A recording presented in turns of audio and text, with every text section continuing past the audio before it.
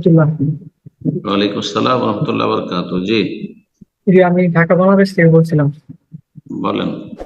জি, আমি যে এলাকায় থাকি সেখানে মানে মোটামুটি সবগুলো মসজিদে মাযহাবী মসজিদ, মানে হানাফি যেটা বলে।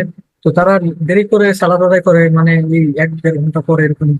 তো আবার আমি মুজাফফর বিন মুহসিন শাইখের থেকে শুনেছিলাম যে যাদের আকীদা সমস্যা আছে, তো তাদের পিছনে সালাত হবে না, যেমন আল্লাহ তাআলা সর্বত্র বিরাজমান এই টাইপের যারা আকীদা পোষণ করে, তো তাদের পিছনে সালাত আদায় হয় না। তো আমাদের এখানে বেশিরভাগ মসজিদের ইমামগণের একই আকীদা প্রায়। তো আমি জিজ্ঞাসা করছিলাম, তারা বলছে আল্লাহ সর্বত্র বিরাজমান এই টাইপের কথা বলছে।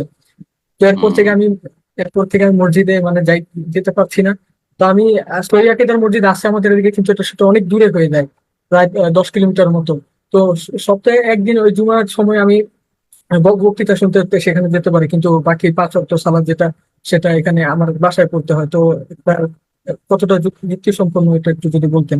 মূলত দেওবন্দি হানাফি, আসল হানাফি কোথাও নাই।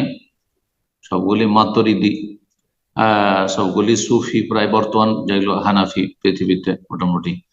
তারপরে আপনার বেশ কিছু বেদাত তো আছেই, কিন্তু বড় বেদাত আছে, বড় বেদাত মানে শিরক কুফরি আছে, আকীদা আছে, না শুধু বেদাতে সীমিত, এটা দেখার বিষয়। যদি দেওবন্দি হানাফি হয়, কওমি হানাফি, তবলিগি জামাতি ইখওয়ানি হানাফি, তাহলে এরা বিদাতি, কিন্তু এদের মধ্যে স্পষ্ট, হ্যাঁ, কুফর, মানে কুফর জাহের নেই। সুতরাং আপনাকে খোঁজ নিয়ে বেড়াইতে হবে, যে কোনো মসজিদে যাবেন বা ওখানকার মুসল্লি হবেন, আপনি ওখানে আপনি বাসা ভাড়া নিয়েছেন, জিজ্ঞেস করবেন যে আপনার আকীদা কি, আল্লাহ কোথায়। এই যে তদন্ত করতে গেছেন, আপনি এটাই ভুল করেছেন। এই যে জিজ্ঞাসাবাদ করা, এটি মানহাজে সালাফ না। আসল হচ্ছে যে মুসলিম, আর মুসলিমের মান, ইজ্জত, ইমান, আমল, সিত্র ঢাকা থাকবে। আপনাকে খোঁজ নিয়ে বাড়াইতে হবে না। তাহলে কি প্রত্যেকে আমাকে জিজ্ঞাসা করবেন যে আপনার মধ্যে কোনো ফাসিকি আছে কি না, আপনি কি ব্লু ফিল্ম দেখেন নাকি, নাকি আপনি কোনো কাবিরা গুনাহ করেন নাকি, আপনি কোনো গীবত করেন নাকি, জিজ্ঞেস করে বাড়বেন নাকি? না, মোটেই না। তো কথা হচ্ছে যে আপনি কারো আলোচনা আপনি আংশিক শুনলেন, যে যার আকীদায় কুফর আছে তার পেছনে সালাত চলবে না। কিন্তু কুফর আছে, কুফরটা যদি প্রকাশ্যে থাকে, জাহের, যে আপনি দেখছেন যে ইমাম সাহেব নামাজের আগে বা পরে বক্তব্য করলেন, অথবা মসজিদে জুমার খুতবা দিলেন, আর কুফরি কথা, শিরকি কথা বললেন, যে অলিয়া অলিয়া গৌস কুতুব দিতে পারে, হ্যাঁ, গৌস কুতুবের কাছে যাবেন, খালি হাতে ফিরে আসবেন না, তাহলে তার পিছনে সালাত পড়া যায় না। জুমার খুতবা শুনলেন আর তার মুখে শুনলেন যে আল্লাহ সর্বত্র বিরাজমান, তখন তার পিছনে সালাত জায়েজ না। কিন্তু আপনি জিজ্ঞাসা করতে গেছেন, না জায়েজ কাজ করেছেন আপনি। আর যদি কোনো বক্তা এভাবে বলে থাকে যে আপনি যেখানে যাবেন আপনি জিজ্ঞাসা করবেন, তদন্ত করবেন, সে চরমপন্থী।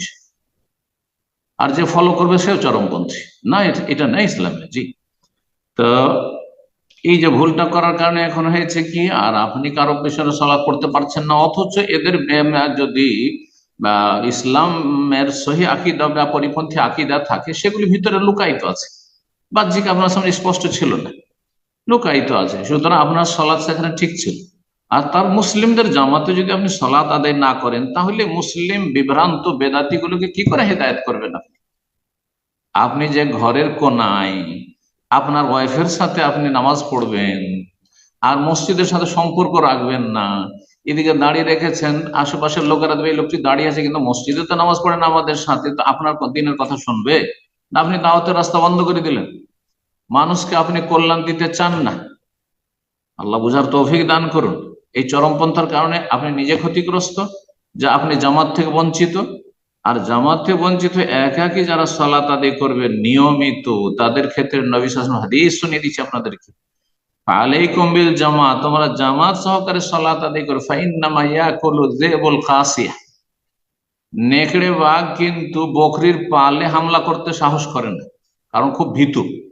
তো কি করে নেকড়ে বাঘ? আর জেবাল কাসিয়া, যেই বকরিটা পাল ছাড়া, দূরে দেখছে যে ছটকে আছে, পালের মধ্যে নেই, দলে নেই, বকরির দলে নেই, তখন তার উপর হামলা করে। তো আপনি যে এই মুসলিম জামাতে সালাত আদায় করছেন, একা একা সালাত আদায় করছেন, ওখানে ওই শয়তান যে নেকড়ে, ইবলিশ শয়তানের চেলা যে নেকড়ে আছে, জিন, জিন শয়তান নেকড়ে বাঘ, সে আপনার উপর হামলা করবে, ইমানটা নষ্ট করে দেবে, আপনার আমল নষ্ট করে দেবে, শেষ আপনাকে বেনামাজি বানিয়ে দিতে পারে। আল্লাহ হিদায়াত দান করুন। তারপরে আপনি 27 গুণ 25 গুণ থেকে বঞ্চিত আপনি। এগুলো চিন্তা করছেন না আপনি, খামাকে চরমপন্থা অবলম্বন করার জন্য। আপনি যদি এতই তদন্ত করতে গেছেন, আর এখন এমন পরিস্থিতি হয়েছে যে আপনি মসজিদ যেতে পারছেন না 10 কিলোমিটার দূরে, তাহলে আপনাকে বলবো যে এত ইমানদার হইতে হইলে তাহলে ওই যে 10 কিলোমিটার দূরে যে মসজিদ আছে আপনার সহি আকিদার, সেখানে গিয়ে বাড়ি বাঁধেন, সেখানে গিয়ে আপনি বাসা ভাড়া নেন, আর সেই মসজিদে নামাজ পড়েন, হিজরত করেন। হিজরত করেন, হিজরতও করবেন না, জামাতেও পড়বেন না, আর বলবেন যে এরা তো বেদাতি, এদের পিছনে নামাজ হবে না। এটা ইসলাম নয়, আসলে ইসলাম নয়, ভুল বুঝেছেন ইসলামকে। আল্লাহ সঠিক বুঝ দান করুন। জি, জাযাকুমুল্লাহ খাইর।